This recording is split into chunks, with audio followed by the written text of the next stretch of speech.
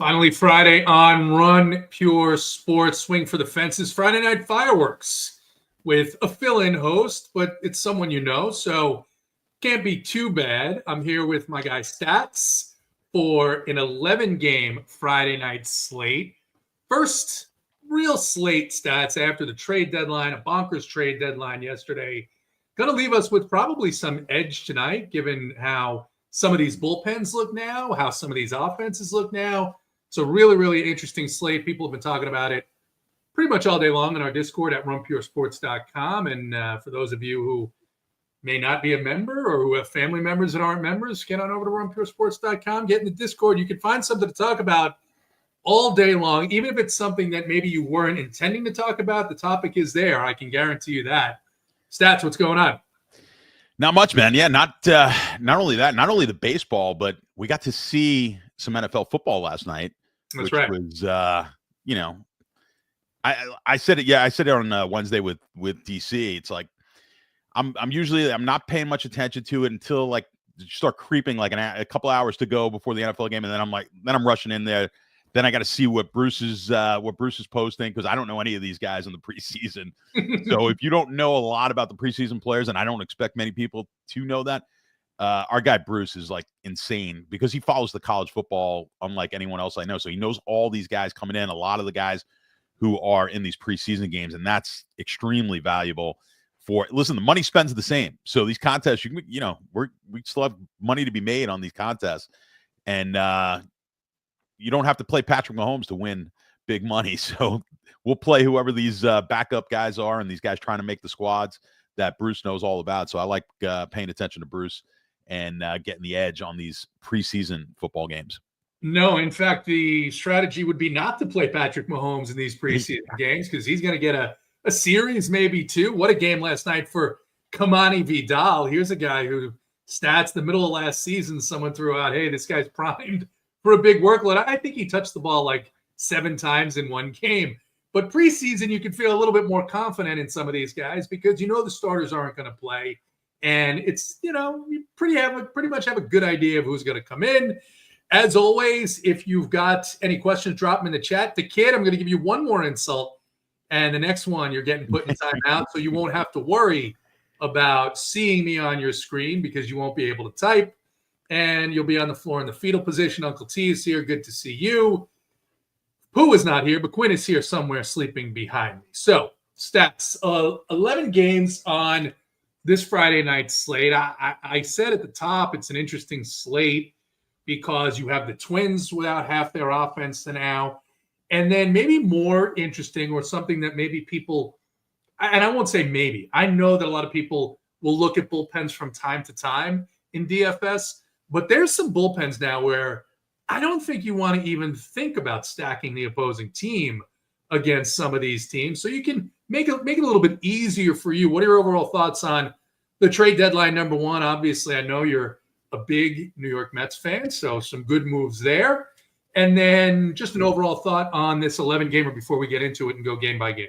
Yeah, I got a little nervous when I saw that Cedric Mullins would be wearing 31. Did you see the fake story? Oh, that was hysterical. That was, first of all, that guy's great. There's him and the Barry guy, and the Barry guy will suck people in. But that might have been that guy's best tweet ever, because he got Howie Rose to block him. He was just reposting all of it, enjoying it. It was made the day enjoyable, really, seeing the reactions on X, as it's now called, more than normally so, just because of the wild stuff that people were doing. Yeah, just when I didn't realize it was a goof when I first saw it. I'm like, boy, that doesn't make any sense. Like, what's the point of retiring someone's number? Right. And then I'm hearing these talk shows talking about it, and it was good. I think that's what X is all about, is just the trolling, and when it works fantastically. So that was fun. But yeah, with the Met, look, I think the Mets got a little bit better here, and we'll see if we can make another push to at least get past. Got to get past. We got to get to the World Series. Can't just go to the championship game this year, the championship series. So we'll see. We'll see how that goes. But yeah, I think we're gonna have maybe some pricing off a little bit here with some of these teams.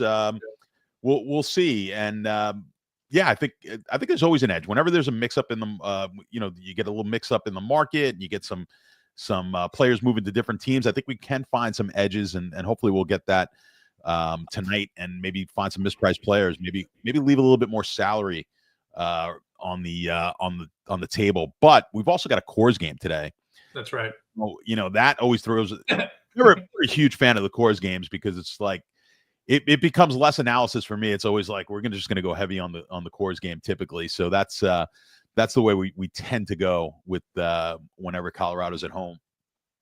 This is a wild game in Coors tonight, though, because it's the Pirates and the Rockies. It's Andrew Heaney and Antonio Senzatella, and it's going to be fun. Last season I was in Yankee Stadium for the last game of the World Series, and between what the Yankees did, what the Mets did, and what the Padres did with their bullpens, because the postseason is a different game. You're trying to get 4 innings out of your starter, 5 if you're lucky.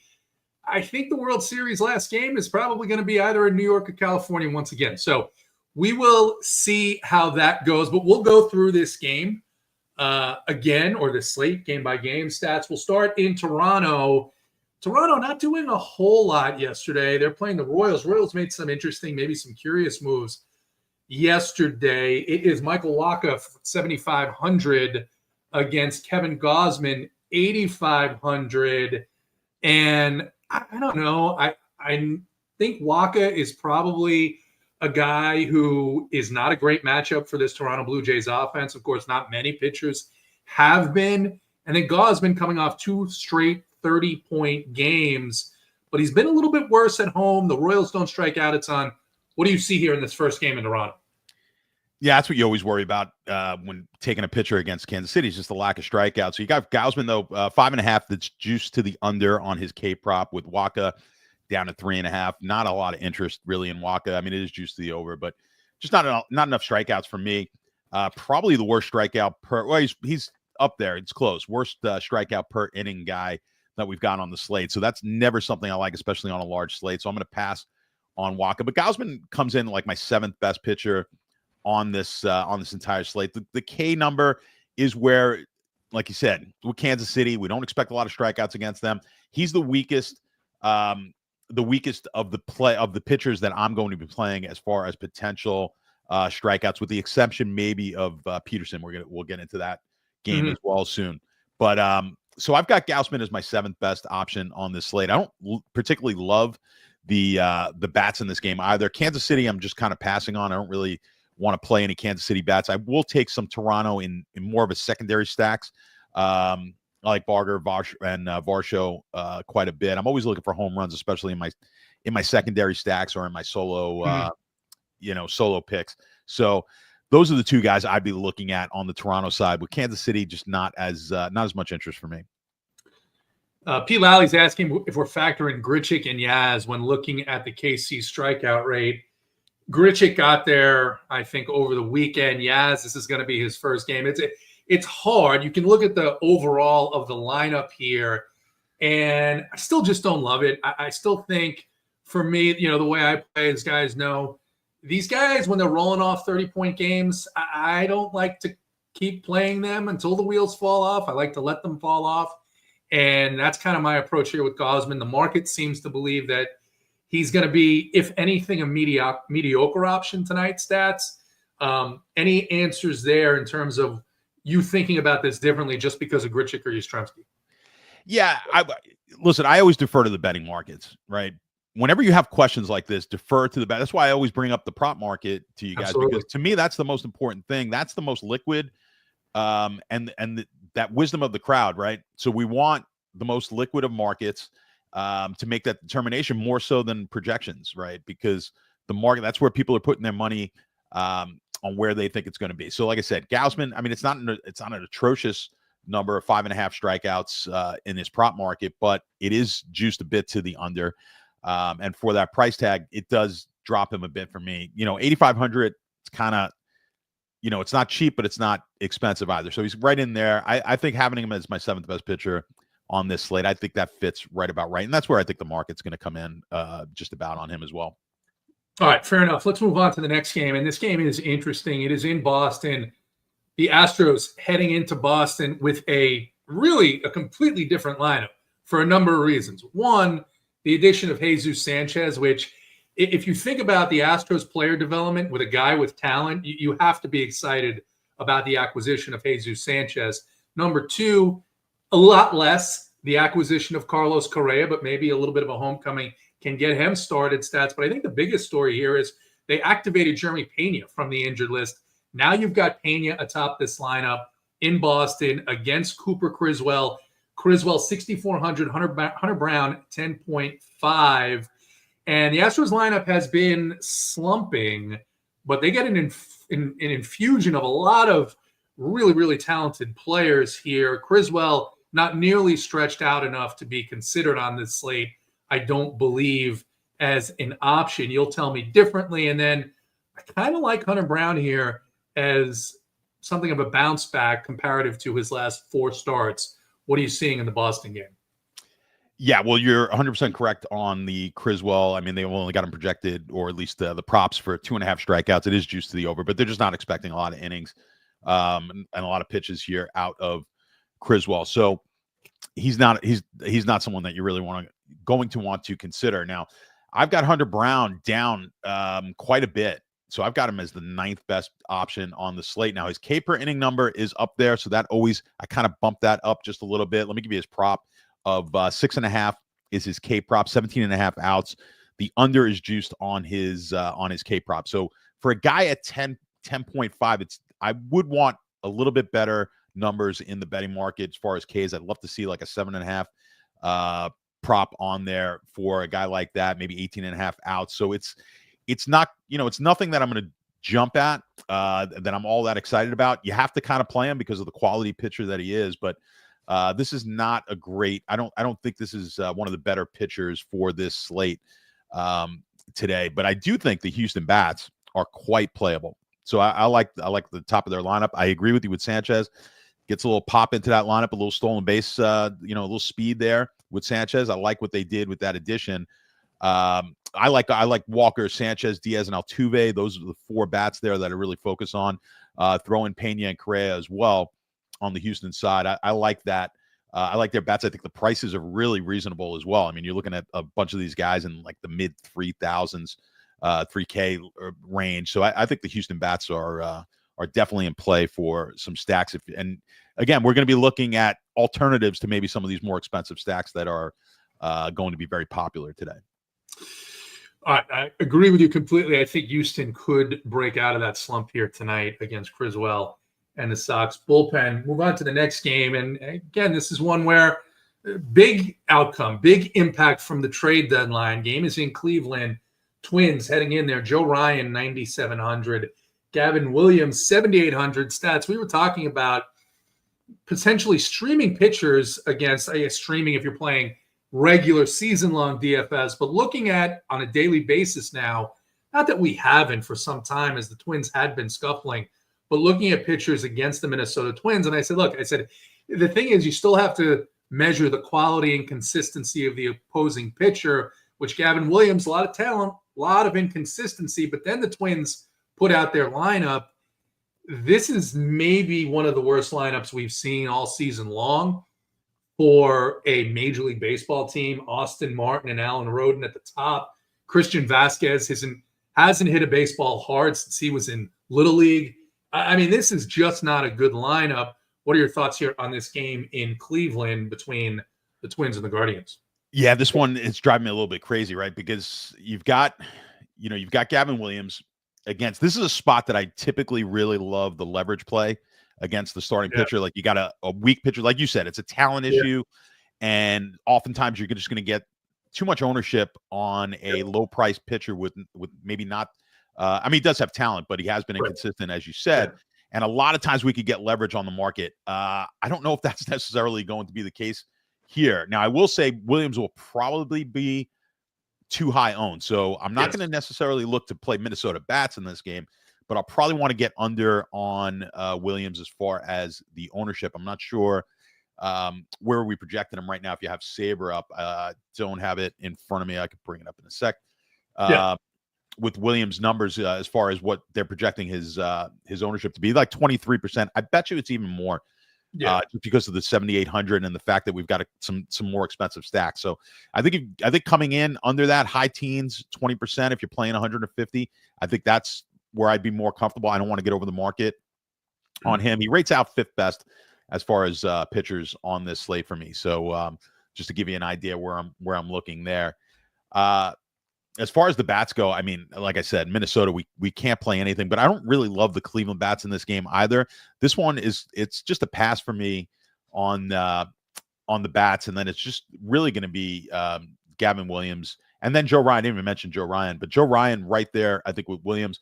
And I don't know where we've got him as far as ownership, which should be below. Yeah, it's below Williams. I think you'd kind of want to inverse that, and you want to get the inverse of that. So I'd want to have a little bit more Ryan, even though I've got Ryan just below Williams on my sheet, just because I think a little game theory. What I think I would love to have whatever the market is on Williams, Ryan, if I knew that ahead of time, and then the flip. I'd rather have like 15% to 15 to 18% on Williams, and then like that 25% on Ryan here tonight, just because of the upside. I think you're right on the play on Gavin Williams. I'm looking at a blended ownership projection that puts Gavin Williams considerably over that 22% mark, somewhere in the low to mid 30s. And again, as people start building, optimizers are going to push Gavin Williams with the projection based on this lineup, not considering that this human still has to actually perform. And that's where the struggles have been for Gavin Williams. As far as Joe Ryan, one of the guys in Discord this morning asked, are we concerned about the ceiling outcomes or the actual, workload outcomes for Joe Ryan moving forward? And I said I am with this Minnesota Twins team. They sold hard. Joe Ryan's a protectable asset in terms of they're probably going to look to trade him in the offseason. I'm not saying that he won't go out and pitch a game or two into the 6th or 7th inning with 100 pitches, but the way this Twins team has managed their pitching staff, I haven't loved targeting them to begin with. This is a dicey spot, I think, for Joe Ryan, first game after the trade deadline. Any thoughts on that based on what you're thinking? Yeah, I mean, that's actually a great point, and one that I really wasn't focused on, but you're right. With him being such an important trade piece, definitely can't afford an injury here down the stretch with him. So they may baby him just a little bit.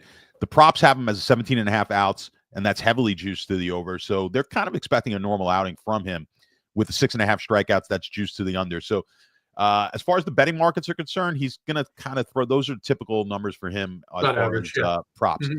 And we've got him projected here pretty close to the highest innings on this slate. So, but that would be something to take note of and take a look. Do they start to kind of baby him just a little bit? I'm going to play this one kind of normal. I'm going to say not going to worry about that too much, but yeah, I think that's definitely something to monitor for the future. All right. Next game is in Miami. We've got the Yankees heading into Miami again with that remade bullpen. Carlos Rodon, 10.2. These are DraftKings prices, of course. Our partner on DraftKings. And then for the Marlins, Jansen Junk at 6,300. Stats, I'll let you go first here because Rodon at that 10.2 price point is sometimes not as interesting. But then you take a look at what the Marlins did, and they're a little bit of a weaker opponent here. And then no interest for me in Jansen Junk, I don't think, here on this slate, but maybe you see something a little bit different. Yeah, I think we could just kind of, punt Junk here. I can't get behind the numbers and against this Yankee lineup. Again, not enough strikeouts for me to really be useful. Even at the 6,300, I've got him as my 13th pitcher on the slate. But Rodon, 4th best option, I think, here today. The price tag is a little hefty. The one thing I'm worried about is his innings as well. Can get a little wild, but one of the better strikeout per inning numbers on this entire slate for Rodon. You look in the prop market, we're looking at 6.5 Ks that is juiced to the under, and they're looking at 17.5 outs juiced to the over. So I do have some interest here in Rodon. Like I said, like my 4th best option on my model for tonight. And then when you look at the bats, I mean, there's just no Miami. This is a Yankees. Excuse me. I know a lot of people have been getting frustrated with the Yankees playing a lot of them, and I've just loved them for a few weeks now. So getting burned a little bit with Yankees on some of these slates. But again, they just show up really strong here. Sorry, guys. And reasonable price. I mean, we're paying up now for Stanton from where he was a week or so ago. But love the bats here with Stanton, Chisholm, Bellinger, and now McMahon. Excuse me, at 3,600. I think really cheap option and well worth it. But all the Yankee bats are in play. Literally, this entire lineup is in play for me today. Uncle T brings up the fact that looks like Jansen Junk has been sun running a little bit here. Only one home run on the year in 60 innings. I certainly think that's going to regress. And if I can get the Yankees a little bit lower owned because it's in a park that people don't generally like to target, then I will certainly take advantage of that stat. So in agreement with you there. All right. We will move on. Sorry, I thought you had more. No, I'm sorry. Yeah. I thought you had more to add on the Yankees. I was like, all right. I'm barely breathing. I'm coughing up a storm. Sorry. Let us know if you need us to call 911 or something like that. We can always be helpful that way. Well, we were in Minnesota with a bunch of the guys over the weekend for the PGA Live Final, and I'm not as young as I used to be. I'm the last one home, but I'm recovering from it. All right. Fair enough. Let's move on. This is a game that I know you wanted to talk about a little bit. San Francisco Giants head into New York to take on the Mets. Robbie Ray in this one, 8,800 against David Peterson at 8,300.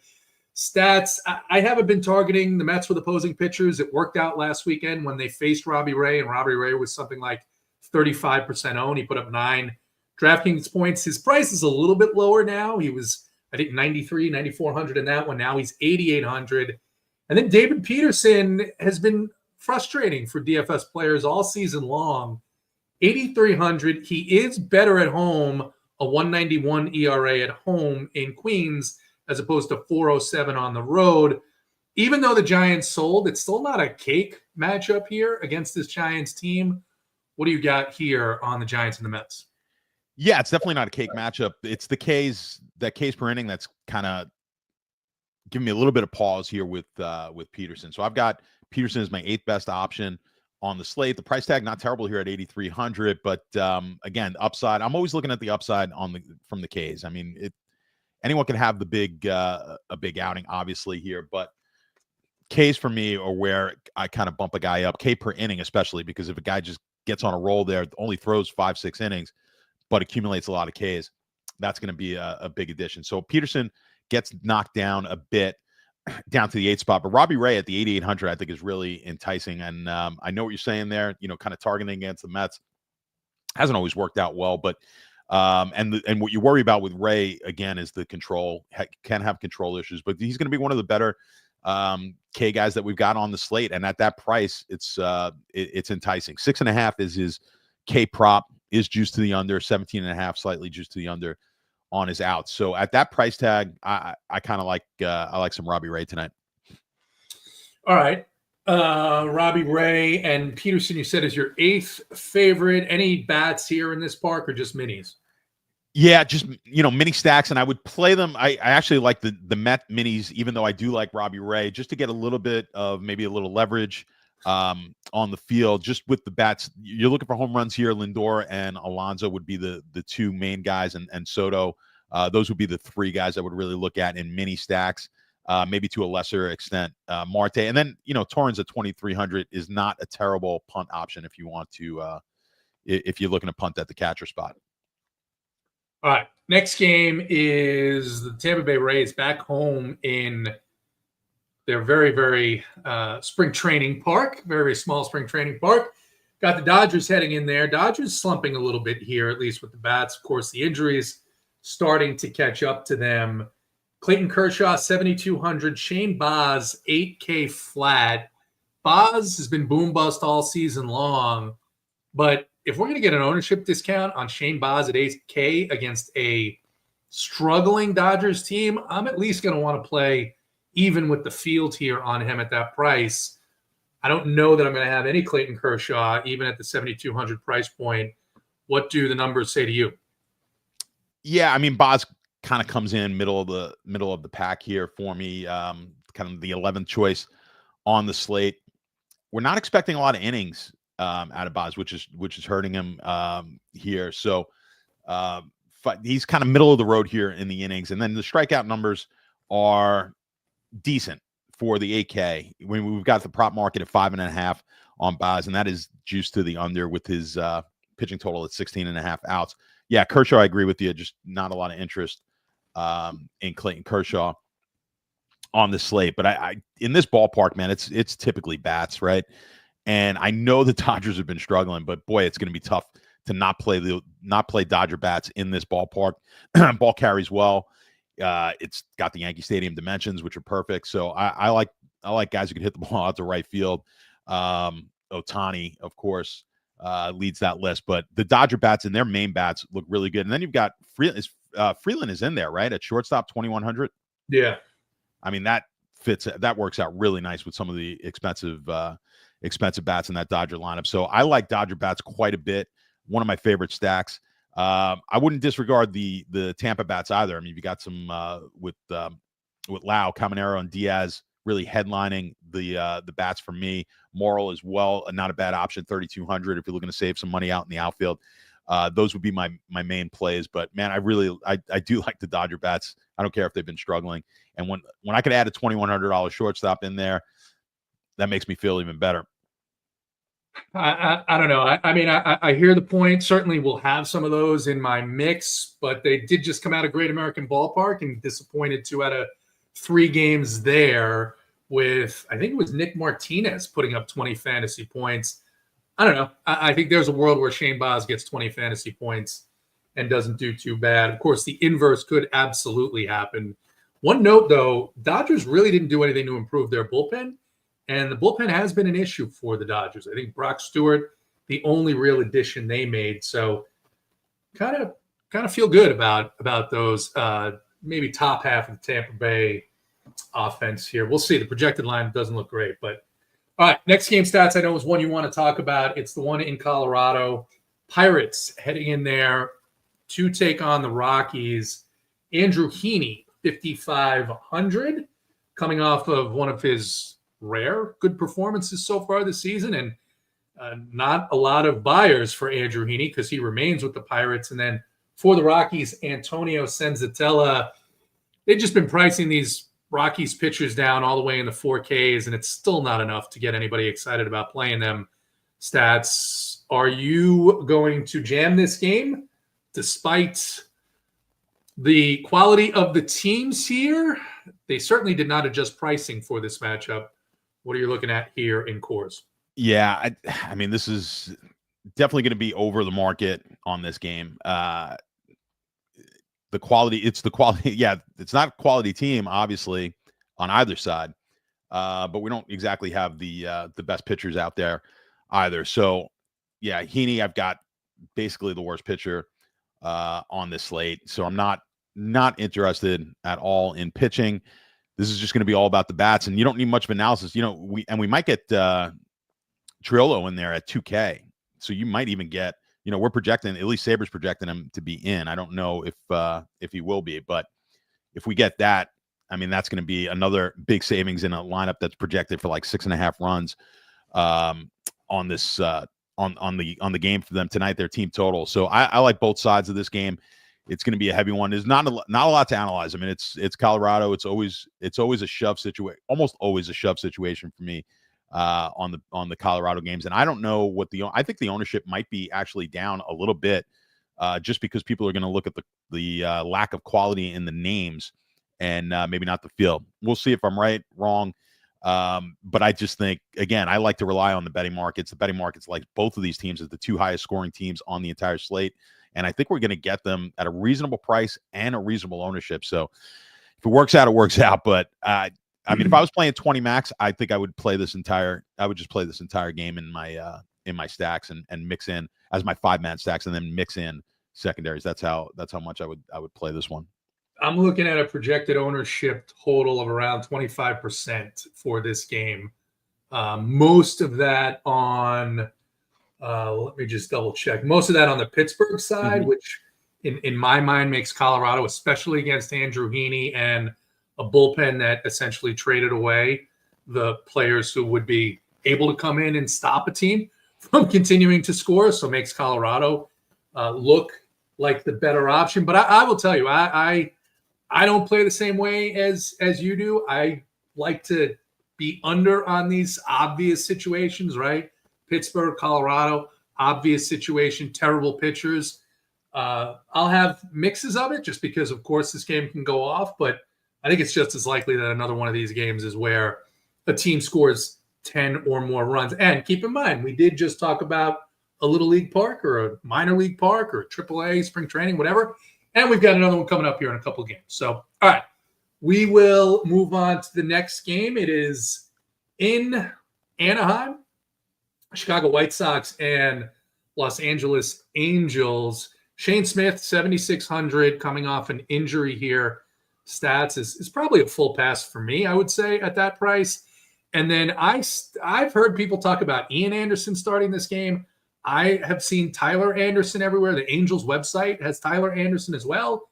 He is 6,700. He's been straight terrible. And the White Sox are one of the better hitting teams over the last month against left-handed pitching. They've actually put runs up on some really good left-handed pitchers like Shota Imanaga. I can't imagine they're going to have much of a challenge here with Tyler Anderson. What are you seeing here in this game in Los Angeles? Yeah, I mean, this is all about the bats. I'm not touching either of the pitchers. And you're right. We've no one wanted to play the White Sox at all year for good reason. But as of recent, they're showing up in some winning lineups, winning DFS lineups, that is. So I think the White Sox are in play. I think the Angels are in play. I always like the Angel bats. Everyone who watches the show knows that just because of the home run potential. So they always play well for me in GPPs. Tonight's not going to be any exception. As a matter of fact, we're not getting sneaky, I don't think, with them tonight. I think a lot of people will be on them. But I love bats in this game on both sides. Nato, we'll just go the Angel bats that I like the most here was Nato, Adele, and with Trout, Ward, and Ohapi. Those are the ones I'd really be focusing on. Again, really looking at the home run numbers with a lot of these guys. But then you get, Luis Robert on the other side, Pop with the speed, with Michael Taylor, Benintendi, like those bats as well, Vargas. I think these are, if you're not going the all-in route on that Pittsburgh-Colorado game, you could play both of these, I like, as main stacks. But certainly they're going to figure heavily in secondary stacks for me. All right. Agree with everything there. Those pitchers are just going to be simply not in my pool. That's it. No matter, I'm going to have, I think I have something in the neighborhood of 400 in some lineups tonight. If I had 4,000 stats, I wouldn't be able to get to Shane Smith or Tyler Anderson here. So, all right. Next game, 3 games left. So go ahead, drop any questions, and we'll do what we can to get to them. We'll talk some home runs. We'll talk a little pick six here at the end of when we get done with the slate. But next one is in San Diego stats. The Cardinals heading in there. Matthew Liberatore, 6,600 against Nick Pivetta, 9,500. Pivetta's been good. Maybe the price point just a little bit higher than you would like against this Cardinals team that generally does not strike out all that much. They are projected to get Nolan Gorman back in this lineup as well. I'm not sure exactly what that does for them. But the game in San Diego is the Cards and the Padres. What are you thinking about here? I do like Pivetta. I agree. It's a little pricey, 9,500. But I do like Pivetta. I've got him as my number 2 option on this slate. You look at the betting markets are 6.5 on his prop number. That is juiced a bit to the under, though. 17.5 outs, which is heavily juiced to the over on his out. So we are looking probably the top 2 or 3 pitchers that I'm looking to go the deepest in the game tonight, which is also always important. And his K numbers are not the best on the entire slate, but with that inning bump and the fact that I think he can go deep with some pretty good strikeout numbers regardless. And then the fact that he's just not a guy who's going to walk a lot, and we're not looking for him to give up all that many runs, especially in that ballpark. I do like Pivetta quite a bit. On the other side, Liberatore not going to make the mix here for me. Even in that ballpark, I always like pitchers in that park, but not going to cut it. One of the worst strikeout numbers on the entire slate. Doesn't walk a lot of guys. That'd probably be about the only good thing I could say about Liberatore. But with that, I really don't like San Diego bats all that much either. So this one, I'm kind of passing on the bats. and it's just going to be a pretty heavy Pivetta for me. Yeah, most nights it seems on these games in San Diego, if you just say, you know what, I'll take a 2 or a 3 of San Diego, but not a full 5, you're usually better off. So certainly you can't do that if you're playing the later slate, but for the full slate here, and it is in 11 gamer on Friday night. Next game, stats in Sutter Health Park, another minor league park here in Sacramento. The Diamondbacks, much, much different team heading into Sacramento tonight. Anthony Desclafani gets to start for Arizona. He is 6K. Jacob Lopez on the other side, 7K. Jacob Lopez just smashing so far this season. And surprisingly, better numbers at home than on the road. His numbers on the road are actually decent. His numbers at home have been outstanding. He gets these Diamondbacks, which are going to have a very, very watered down lineup after the trades of Naylor and Eugenio Suarez. What are you doing here in Sacramento? Yeah, I mean, Desclafani sounds like a guy we might have grown up with, right, JT? That's right. That's right. In the old neighborhood. But no, it's not a guy, even if I knew him, I don't think I'd play him here tonight. So not in this ballpark, not against this team.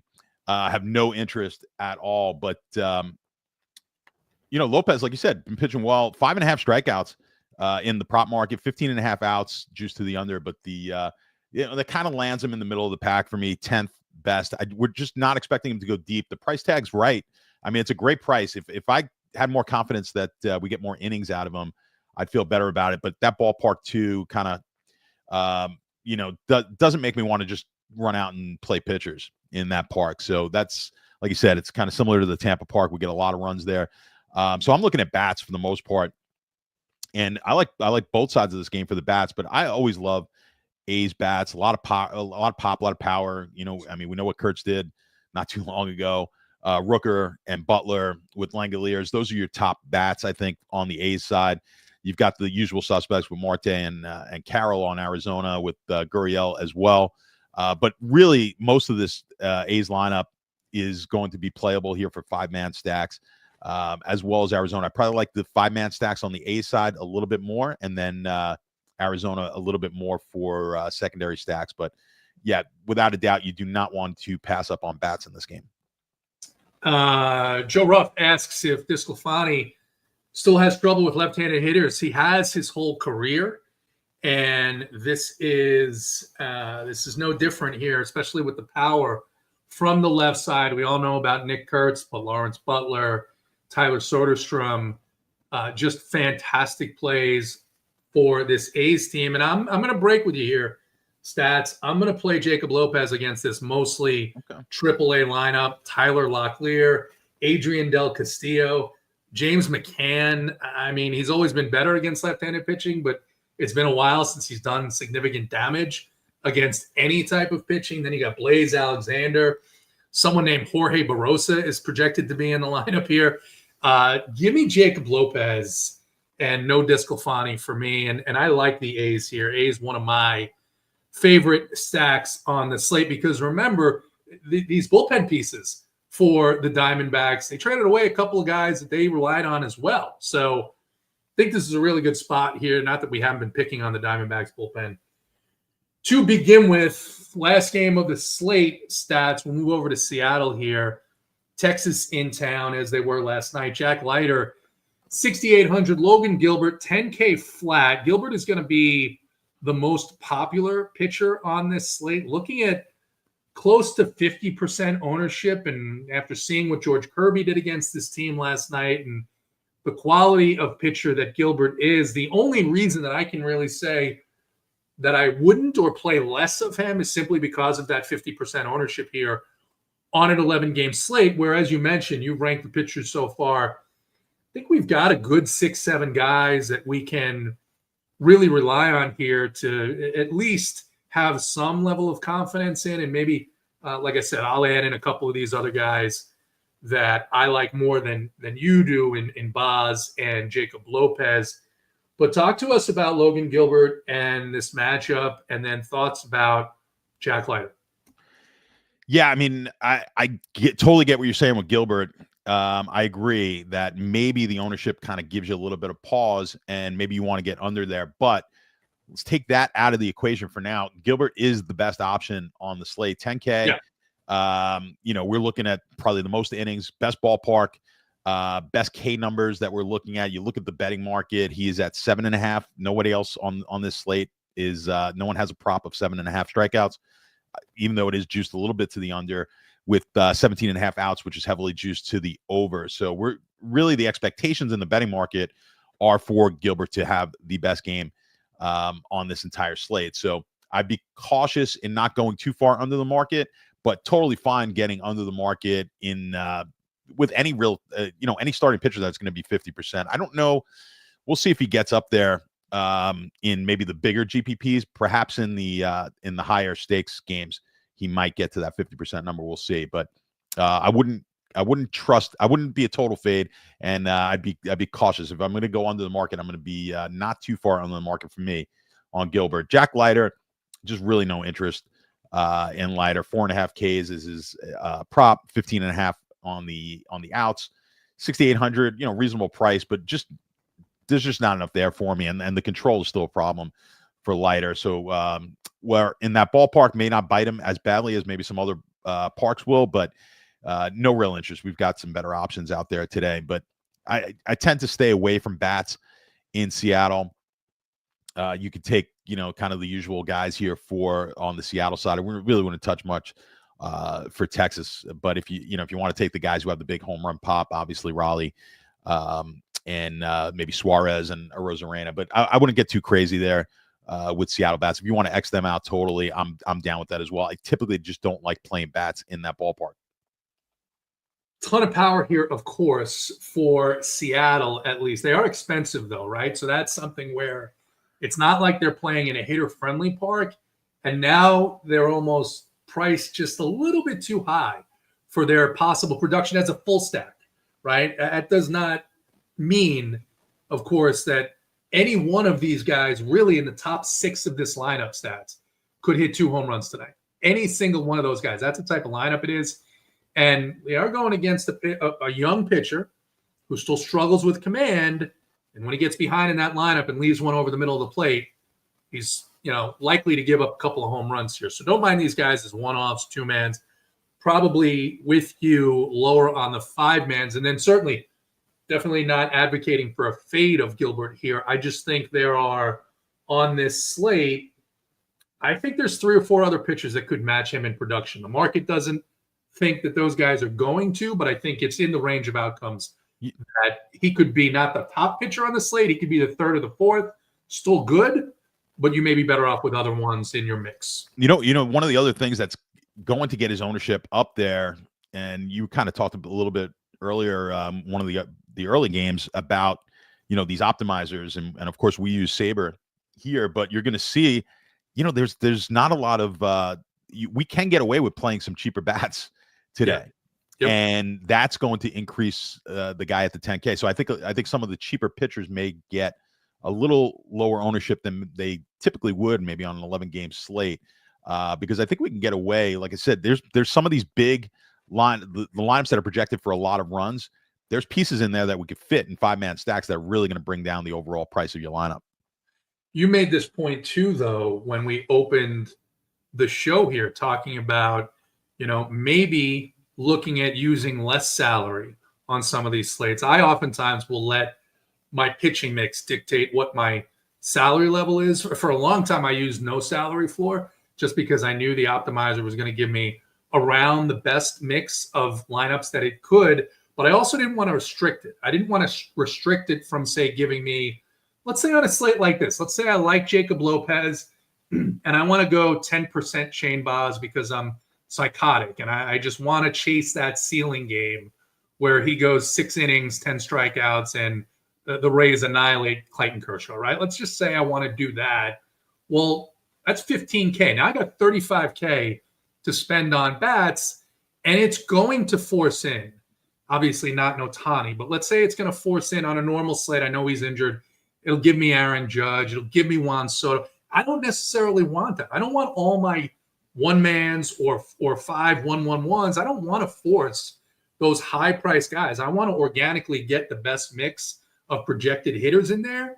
And if I set it at, let's say tonight, 47.5, I'm going to be able to do that without worrying about having unnatural lineups, if that makes sense. Yeah, I mean, look at some of the expensive bats here tonight. That I mean, obviously we've got Ohtani, but you got a guy like, you got Raleigh, who we don't necessarily love playing guys in Seattle. You got Jose Ramirez, right? We don't necessarily love that game. There's a lot of these high-priced guys that we don't necessarily want to play tonight, or we're not going to be too heavy on Bobby Witt at 5,500. We're not, jumping at that lineup either. So a lot of guys that we're not necessarily playing in stacks. And so you make a really good point when you're using the optimizer, you're using Saber. I think today is a day that we kind of want to lower that floor for your lineups. We could leave a little bit salary, little bit more salary than maybe you typically would, because we've just got some of the expensive bats that we don't necessarily want in there, and they're going to force those bats in there to reach your floor on the lineup. So I think that's the way to go here tonight, and that's going to differentiate yourself a little bit as well. Okay, let's start with the pick six stats that you've got lined up there. You got a couple of pick six plays that you like, and then just so you could be thinking about this, we'll talk about the most important offense to your success, a contrarian offense, and then the most important pitcher to your success. And we'll get out of here and let these guys make lineups and ask all their questions in Discord, 2v2s, what have you. But start with the pick six. Let's do all right. Yeah, give me one second. Let's bring up I have a pick six lineup here just for MLB. We got to start doing these on the show. We got to do more of these pick sixes, but I'll give you some of the ones I like here today. So Will Smith, hit run RBIs to the over 1.5. I like that one. Julio Rodriguez, I'm taking his hit run and RBIs over 1.5 with Edward Julian, Minnesota, we're going to go with on another one. Over 0.5. Got to get a hit run or an RBI. Over 0.5 on that one. And then a game that wasn't necessarily on this slate, but Dalen Lyle, under 1.5 hits, runs, RBIs for Washington, if you're not familiar. So that game is in a little less than an hour. Mm-hmm. And then I'm going with Leiter's hits allowed over the 4.5. So those are my play. Did I give you 5? I got to give you one more, right? I gave you 5. I think you have 5. Yeah. Now let's go with Trout runs over 0.5. All right. And you got to be getting some pretty good odds on that with guys like Lyle in there, Edward, Julian. You mentioned that sometimes you would look, and I've certainly done this. I do this a little bit less now, especially when a team's going to be very low on, like I expect the Twins to be. For me personally, if the Twins are 2 or 3% owned, I don't have any problem playing that amount. I don't really want to be too far over that, just because I think the options in terms of full stacks on this slate are far, far better than the Minnesota Twins. But in terms of tonight's game, right, Gavin Williams could come in 40% owned in some of the higher dollar contests. Mm-hmm. It's still hard for me to think about 5-manning the Twins. There is power there in that lineup. And by the way, the Guardians bullpen, not exactly what it used to be. Lockers being cleared out today. Sorry, Myers. Stats, what are your thoughts on what are you going to do with the Twins here tonight?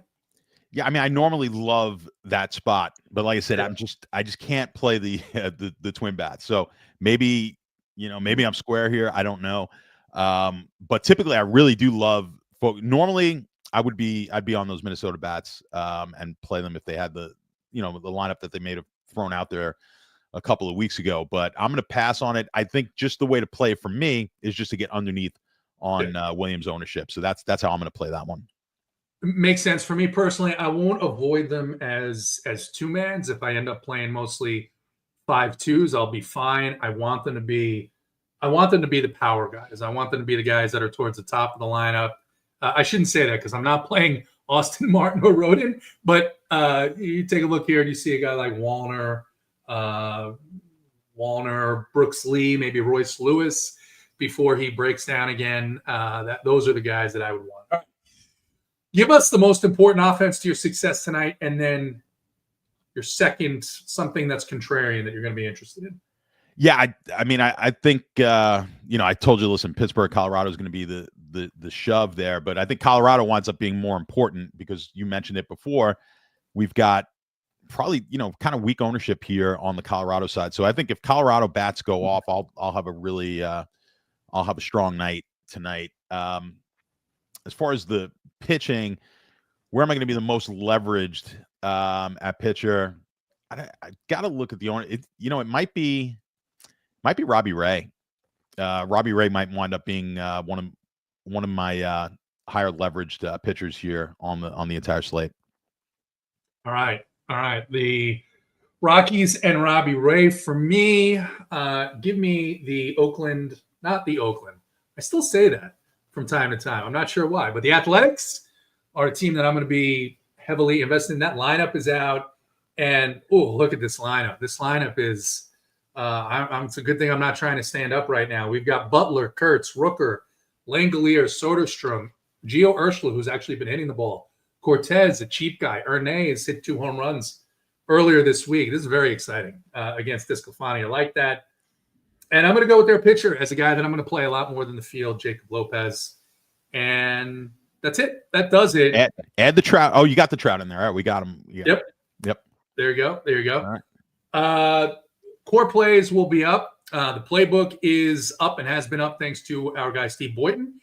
The stats page, the JBC page, Schlong page, all those cores going to be up. Big T's platoons. And, of course, we'll all be in Discord answering your questions or most of your questions. I got to throw something else in there. So we still have the JBC 100K wins as a promo. And you're going to get, if you buy any monthly package, that's going to get you a 1 week free to try it out and see what's going on over at RPS. And then for those of you guys watching this, all know about the Boom Report. A lot of people have really loved it. We kind of came out with that this year. I've got it ready for NFL. And I was teasing in the Discord today, just kind of showing, I picked a random week just to show what that looks like. But I've been back testing it, and I think everyone's going to be really happy with this Boom Report. It's going to show you, it's going to really make your life easier in building lineups, whether you're just building one lineup or your 150. It's going to kind of tell you which players you should be taking out of your mix and who you should have in there. So I'm pumped for that. And I'm just pumped for the NFL and this slate tonight. This is going to be a winner when Colorado scores 12. Slate tonight is going to be fun. NFL is just about a month away. Myers will have fun during NFL season if he could stay out of the penitentiary. Until then, Stats, good luck tonight. For Stats, I'm JT. Good luck in your contests tonight.